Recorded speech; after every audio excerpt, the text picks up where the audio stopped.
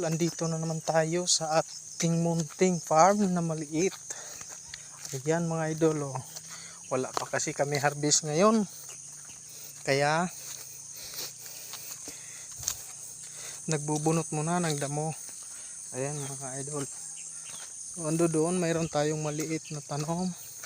Kunti lang yun mga idol, para naman sa ating araw-araw na pangangailangan. Ayun. At mayroon din kami ditong mga sibuyas dahon mga idol, na balang araw pwede na natin harvest yan. Oo. At meron din tayong pitsay. Yan. Dito wala pang tanim masyado, dahil yan ay wala pa tayong itatanim. Dito naman malapit nang ma-harvest. Ayan. Dito, oh.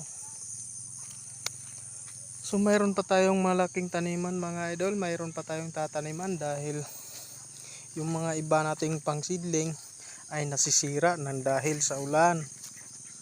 Ayun. Ang lawak ng taniman dito, kaso wala man tayong pang-araro. Yun.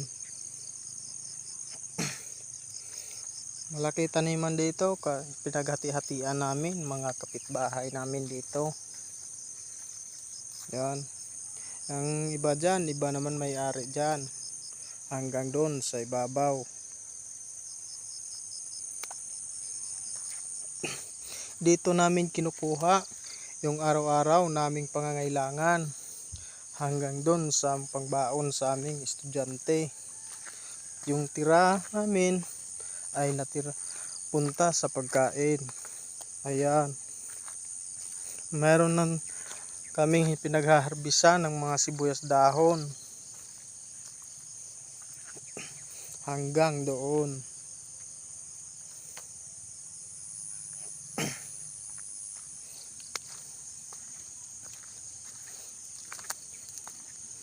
Ayun mga idol.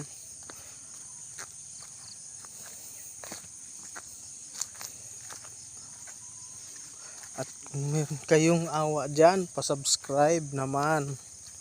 Ayan.